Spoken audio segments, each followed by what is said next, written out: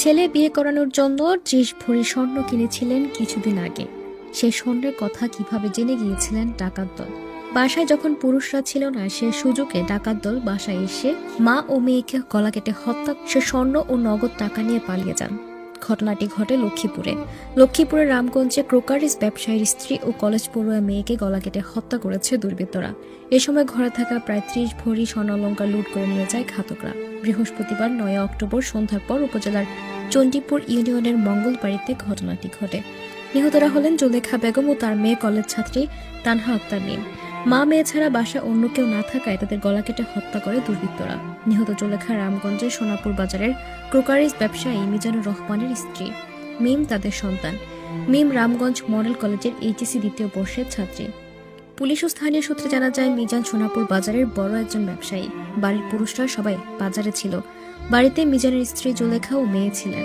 সে সুযোগে দুর্বৃত্তরা বাসায় ঢুকে মা মেয়েকে গলা কেটে হত্যা করে।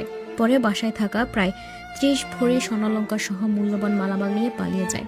বাজার থেকে পরিবারের সদস্যরা বাড়িতে গিয়ে বাসার মেঝেতে লাশ পড়ে থাকতে দেখে এবং রক্ত ছড়িয়ে ছিটিয়ে থাকতে দেখে। তাদের চিৎকারে আশেপাশের লোকজন ছুটে আসে। ফারুক হোসেন নামে এক ব্যক্তি জানান, মা মেয়েকে গলা কেটে হত্যা করে পালিয়ে গেছে দুর্বৃত্তরা।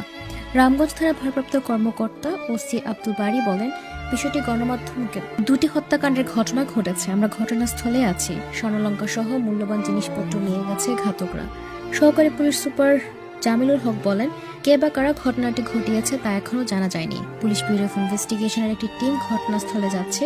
এই ঘটনায় কাউকে আটক করা যদিও এখনো সম্ভব হয়নি, তবে আইনি প্রক্রিয়া চলমান রয়েছে।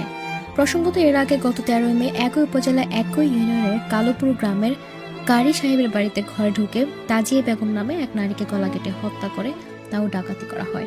দর্শক, এই নিয়ে আপনার মূল্যবান মতামত কমেন্ট সেকশনে জানিয়ে দিন। আর আপডেট পেতে আমাদের ফেসবুক পেজ